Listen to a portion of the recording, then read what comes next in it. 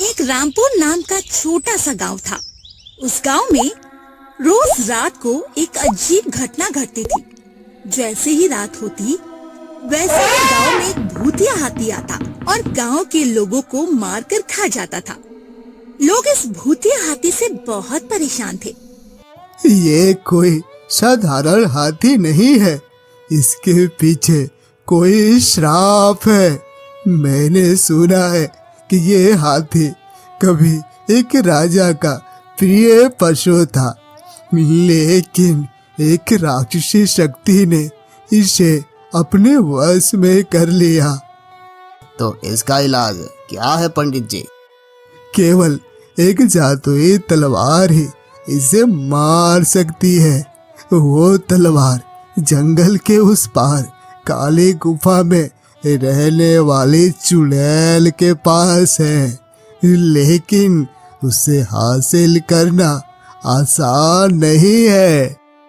गांव वालों में सन्नाटा छा गया। कोई भी उस चुड़ैल का सामना करने की हिम्मत नहीं जुटा पा रहा था। तभी भीड़ में से एक युवा शिकारी रघु खड़ा हुआ। उसकी आंखों में दृढ़ता थी। मैं जाऊंगा, मैं उस तलवार को लाऊंगा और इस श्रापित हाथी को खत्म करूंगा। गांव वाले उसे देखकर चकित थे। रघु एक कुशल शिकारी था। रघु का घर गांव के किनारे ही था। वो एक साधारण शिकारी था तो जंगल में छोटे मोटे जानवरों का शिकार करके अपना और अपनी माँ का पेट पालता था। लेकिन जब से श्रापित हाथी ने गांव पर हमले शुरू किए, रघु का मन बेचैन था। उसने अपने दोस्तों को खोया था और उसकी माँ हर रात डर से सहमी रहती थी। माँ, मैंने ठान लिया है, मैं उस हाथी को मार डालूंगा। नहीं बेटा, वो कोई साधारण जानवर नहीं है। लोग कहते हैं उस पर राक्षसी शक्ति का साया है। तू क्यों अपनी जान जोखिम में डाल रहा है बेटा? माँ, अगर मैं नहीं गया तो ये गांव तबाह हो जाएगा। मुझे वो जादुई तलवार चाहिए। मैं उस चुड़ैल का सामना करूंगा। माँ की आंखें नम हो गई, लेकिन वो जानती थी रघु को रोकना असंभव था। उसने रघु के माथे पर तिलक लगाया और कहा, जाओ बेटा, लेकिन सावधान रहना। अगली सुबह रघु ने अपने धनुष बाण, एक छोटी तलवार और कुछ राशन का सामान लिया। गांव वाले उसे विदा करने आए। सरपंच ने उसे आशीर्वाद दिया।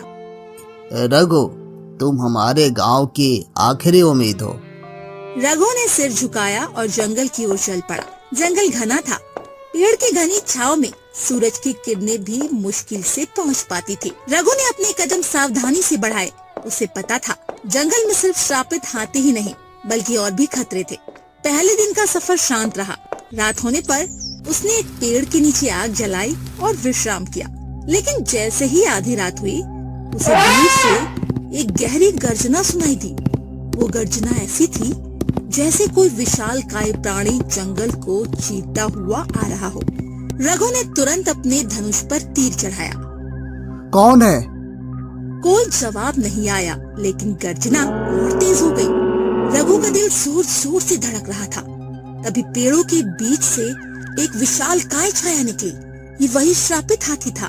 उसकी आंखें लाल थी और उसका शरीर सामान्य हाथी से कहीं बड़ा था। उसकी सूंड हवा में लहरा रही थी, जैसे वो रघु को सूंघ रहा हो। रघु ने तीर छोड़ा। तीर हाथी की मोटी चमड़ी पर लगा, लेकिन वो टूट कर गिर गया। हाथी ने क्रोध में गर्जना की और रघु की ओर बढ़ा। रघु ने तेजी से एक पेड़ के पीछे छलांग लगाई। हाथी ने पेड़ को अपनी सूंड से उखाड़ फेंका, लेकिन रघु उससे पहले ही भाग निकला।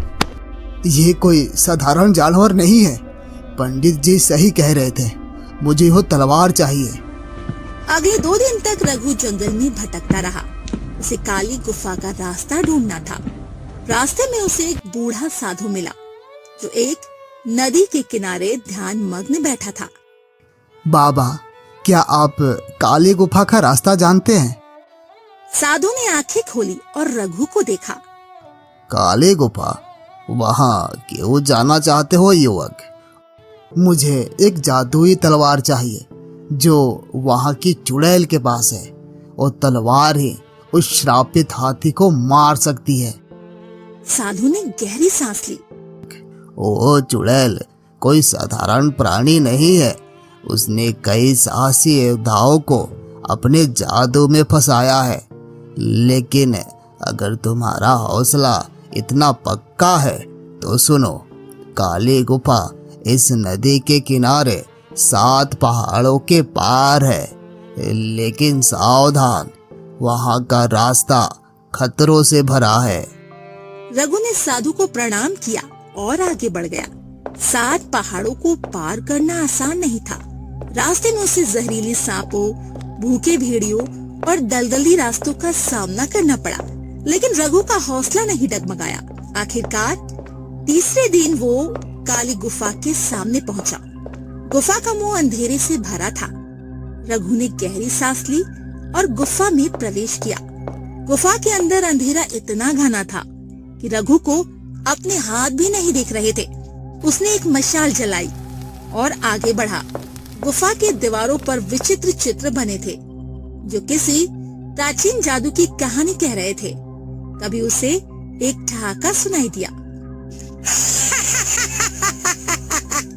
कौन है जो मेरी गुफा में घुसने की हिम्मत कर रहा है? रघु ने मशाल ऊंची की। सामने एक चुड़ैल खड़ी थी। उसका चेहरा भयानक था, आंखें जल रही थी और उसके लंबे नाखून हवा में चमक रहे थे।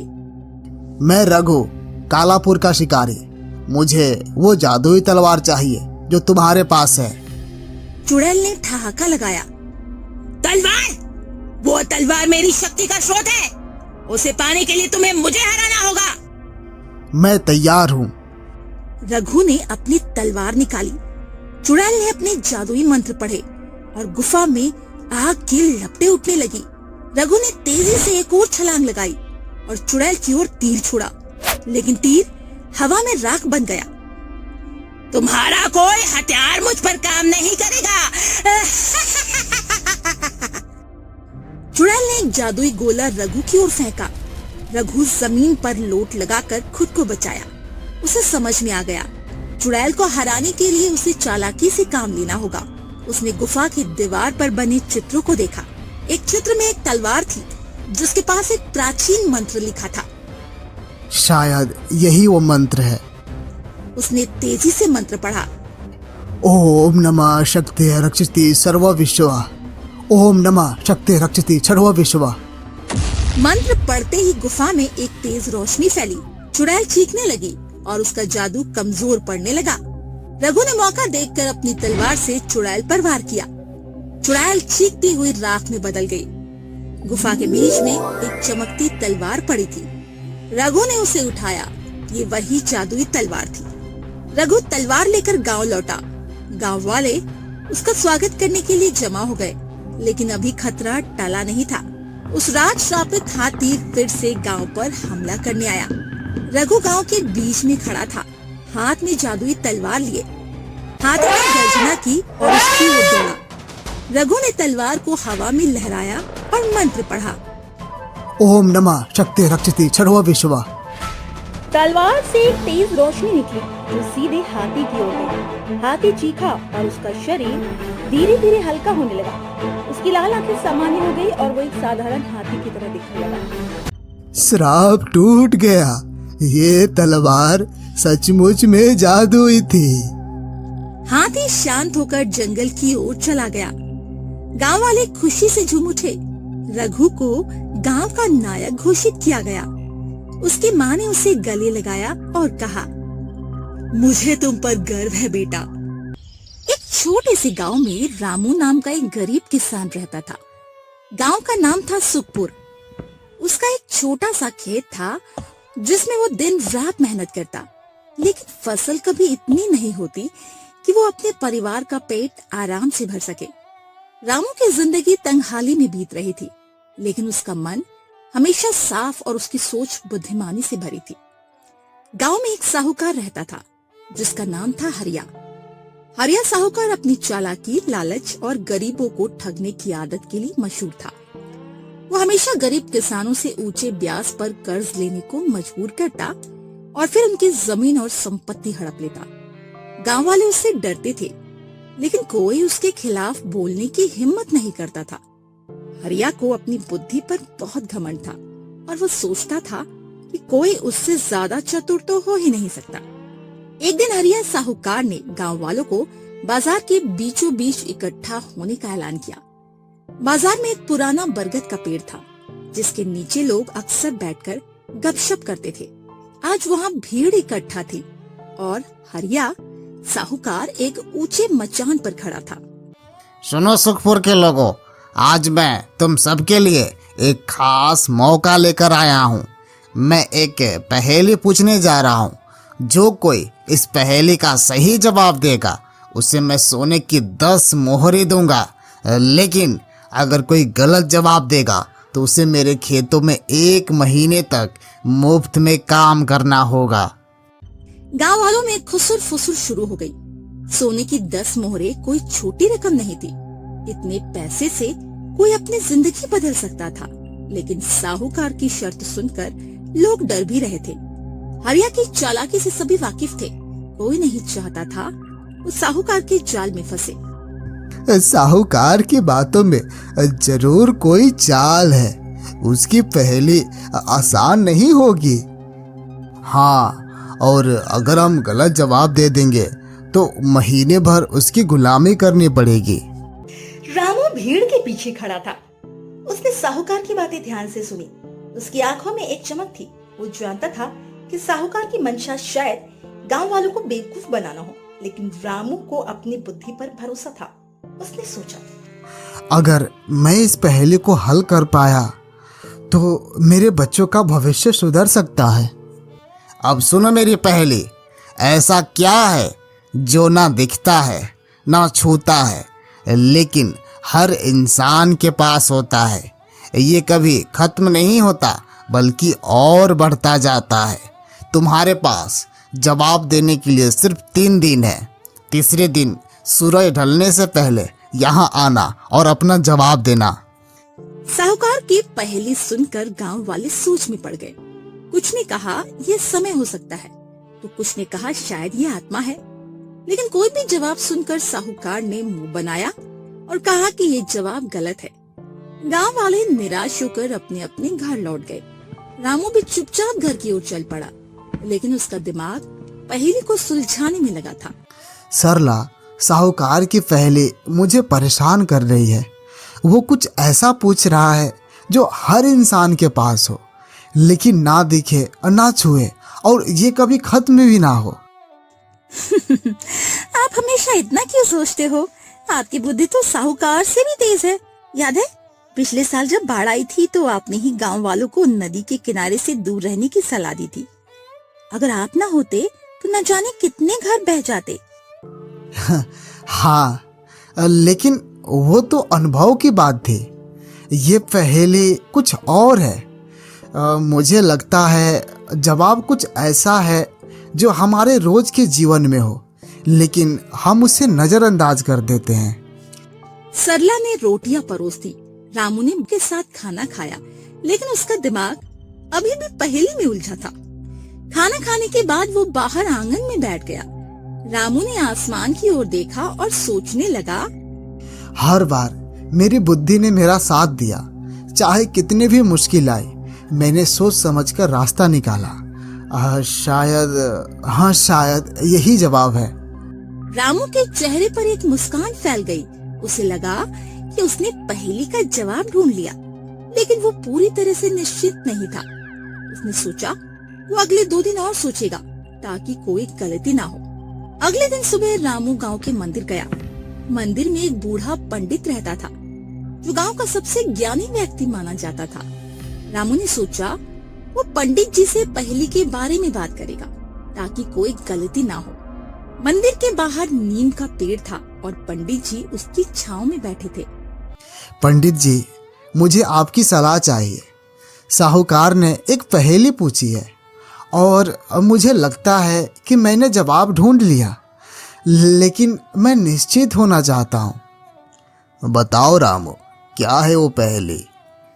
पहेली है, ऐसा क्या है जो ना दिखता है ना छूता है, लेकिन हर इंसान के पास होता है और कभी खत्म नहीं होता?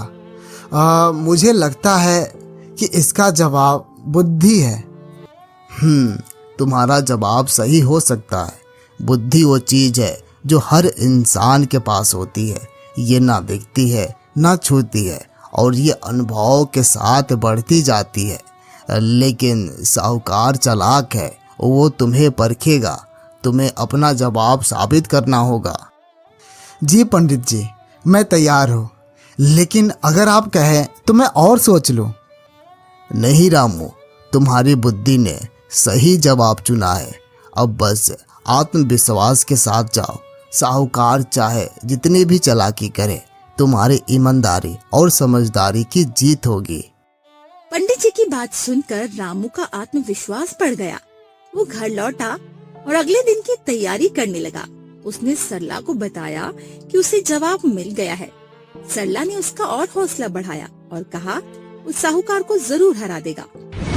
तीसरे दिन सूरज ढलने से पहले गांव वाले फिर से बाजार में इकट्ठा हुए। बरगद के पेड़ के नीचे भीड़ थी। साहूकार अपने मचान पर खड़ा था और उसके चेहरे पर वही चालाक मुस्कान थी। गांव वाले उत्सुक थे, लेकिन डर भी रहे थे। कोई भी जवाब देने के लिए आगे ही नहीं आ रहा था। क्या हुआ सुखपुर वालों, कोई जवाब लेकर आया है या सब डर गए हैं? तभी रामू भीड़ से आगे बढ़ा। साहूकार जी, मैं आपकी पहेली का जवाब देने आया हूँ। अरे रामू, तू तो बस एक गरीब किसान है। क्या तुझे लगता है कि तू मेरी पहेली हल कर सकता है? साहूकार जी, बुद्धि गरीब अमीर नहीं देखती। आपकी पहेली का जवाब है बुद्धि। बुद्धि वो चीज है जो ना दिखती है ना छूती है, हर इंसान के पास होती है, चाहे वो राजा हो या रंक।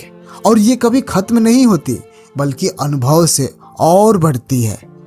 साहूकार का चेहरा लाल हो गया। उसे रामू का जवाब सही लगा, लेकिन वो अपनी हार मानना ही नहीं चाहता था। वो रामू का जवाब सुनकर चुप रहा। उसने सोचा वो रामू को उलझाने के लिए कुछ और पूछेगा। ये जवाब तो कोई भी दे सकता था। हाँ, ये तो इतना आसान है, तूने तो बस अंदाजा लगाया होगा। तो फिर आपने खुद इसका जवाब क्यों नहीं दिया साहूकार जी? अगर ये इतना आसान था तो आपको पहले ही मोहरे ले लेनी चाहिए थी। बुद्धि पैसे से नहीं, मेहनत और ईमानदारी से बढ़ती है। मैंने अपनी जिंदगी में हर मुश्किल को अपनी बुद्धि से हल किया है, चाहे वो खेत में फसल उगाना हो या अपने बच्चे को पढ़ाना। गांव वालों ने रामू की बात सुनकर तालियां बजाई। साहूकार को अब कोई बहाना नहीं सूझ रहा था। उसे अपनी हार माननी पड़ी। उसने रामू को सोने की 10 मोहरें दी, लेकिन उसके चेहरे पर नाराजगी साफ दिख रही थी। ले रख अपनी मोहरे, लेकिन याद रख, मैं फिर कोई पहेली पूछूंगा और तब तुझे हराऊंगा। साहूकार जी, आप जब चाहे पूछ लीजिए, मेरी बुद्धि हमेशा मेरे साथ है। गांव वाले रामू की जीत पर खुशी से झूम उठे। रामू ने उन मोहरों से अपने खेतों को बेहतर किया। उसने एक छोटा सा स्कूल भी शुरू किया ताकि गांव के बच्चे पढ़ लिख सके। उसने कुछ पैसे गांव वालों की मदद के लिए भी दिए ताकि वे साहूकार के कर्ज से मुक्त हो सके। कुछ महीने बाद रामू का घर अब पहले जैसा नहीं था। खेत हरे भरे थे और घर में खुशहाली थी। गांव वाले अब रामू को और इज्जत देने लगे थे। साहूकार हरिया अब पहले जितना दबंग नहीं रहा। रामू की बुद्धिमानी ने न केवल उसकी जिंदगी बदली, बल्कि पूरे गांव को एक नई उम्मीद दी। रामू, तुमने साबित कर दिया कि बुद्धि ही इंसान का सबसे बड़ा धन है। हाँ सरला, और ये धन ऐसा है जो जितना बांटो उतना ही बढ़ता है।